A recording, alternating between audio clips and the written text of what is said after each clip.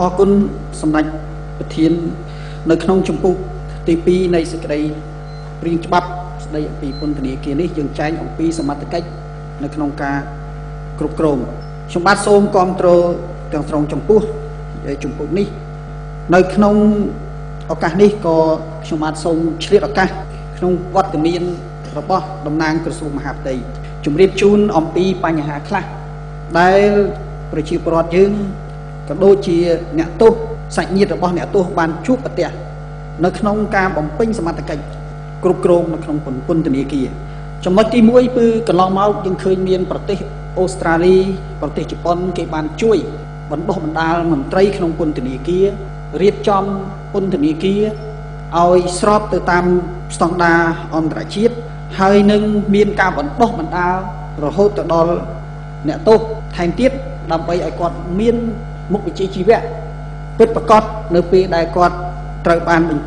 ធ្វើសមាហរណកម្មចូលទៅក្នុងសង្គមជាតិវិញខ្ញុំស្នើសុំឲ្យរាជរដ្ឋាភិបាលបន្ថែម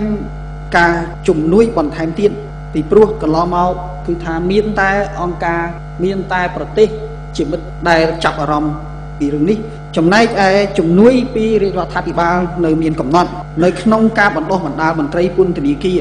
ក៏ដូចជាការបណ្ដុះបណ្ដាលអ្នកទោសហើយដែលការខ្វះខាតនេះគឺធ្វើឲ្យមន្ត្រីពន្ធនាគារមួយចំនួនមិនបានគោរពច្បាប់នីតិវិធីក៏ដូចជាបានប្រព្រឹត្តនៅអំពើមិនគប្បីទៅលើអ្នកទោសការខ្វះខាតនយោបាយនិងសម្ភារៈនៅក្នុងពន្ធនាគារ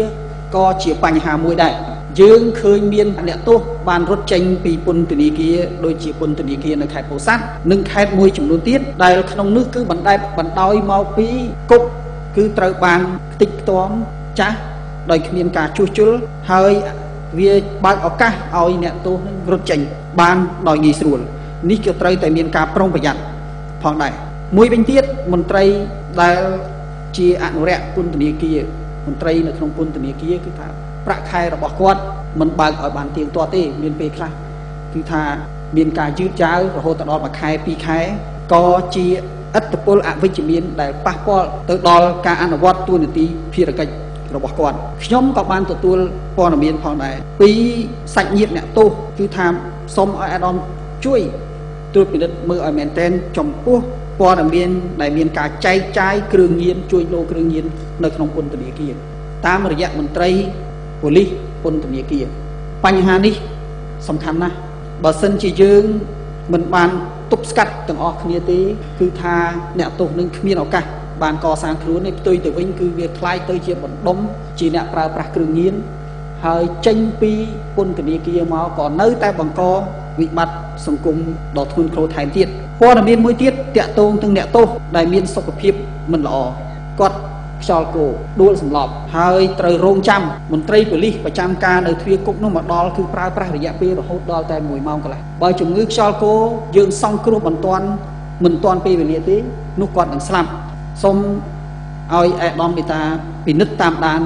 នៅលើព័ត៌មានទាំងអស់នេះដើម្បីធ្វើយ៉ាងម៉េចអប់រំដំណើររំរងមន្ត្រីដែលនៅក្នុងពន្ធនាគារនោះអនុវត្តច្បាប់ឲ្យបានត្រឹមត្រូវជៀសវាងកុំឲ្យមានការរំលោភសិទ្ធិមនុស្សនៅក្នុងពន្ធនាគារអំមិញខ្ញុំក៏បានលើកឡើងអំពីអំពើពុករលួយនិងការទាមទារប្រាក់ពីបងប្អូនសាច់ញាតិផងដែរនេះគឺមានពិតស្ទើរតែនៅគ្រប់ពន្ធនាគារសូម្បីតែមានថ្ងៃមួយដែលខ្ញុំបានការអនុញ្ញាតឲ្យទៅសួរសុខទុក្ខអ្នកទោស